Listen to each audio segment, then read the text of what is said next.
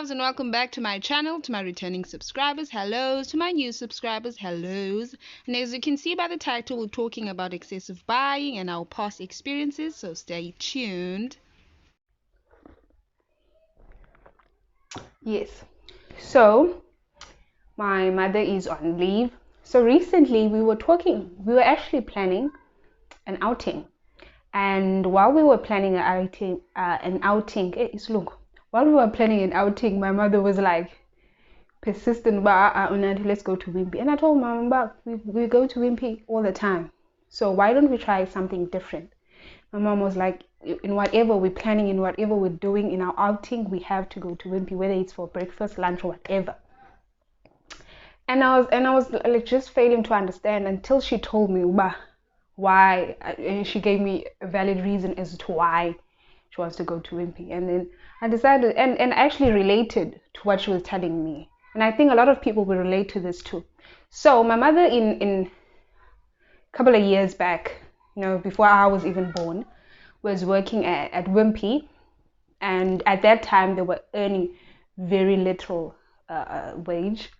And she told me, Guti, they used to work there, and they had to throw away the food like left over by customers and whatnot on an empty stomach. Imagine throwing away food on an empty stomach. They couldn't indulge. Restaurants are like that. So she likes to go to Wimpy. Every time when we go out, she wants us to go to Wimpy. So then I realized, Guti, maybe when she's at Wimpy, it makes her maybe feel some sort of satisfaction, and also realizing Guti, a meal that she could not afford years back, she now can afford. Maybe it makes her feel Guti, even though she's not where she wants to be as yet, but she's at a better place today than what she was in her past. Yeah, so and I related with that because for me, I went to a colored school. I went to a colored school in my primary school. My high school, there was like colored, also abantu abamnyama. So I remember it was very tough. It was very tough financially and all. So I remember Guti, in my class particularly, the kids always used to have their lunches, and they had this snack. It's like a pretzel. I don't know what you call it, but I'll leave it here for you guys. I'll search the picture and leave it here for you guys. It's like a pretzel, but it has chocolate over it, And I remember being hungry and not having lunch.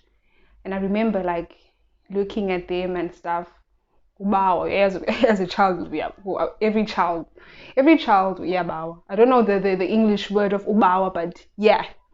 So I remember as a child looking at them and being like, oh my word, I wish I could buy that, but I don't have no money. I have no lunch, child. So, and when I started working in 2019, there was a shop that sold the exact same the snack. And every time after work, I used to buy it. I used to know, but okay, I have to have it every time after work and buy it. And I couldn't even wait to eat at home. I used to eat it at taxi. Yes, child, I was the type of person that eats in a taxi. So, and I used to eat at a taxi, and I would feel this satisfaction and also nostalgia, né? Like thinking back to my childhood.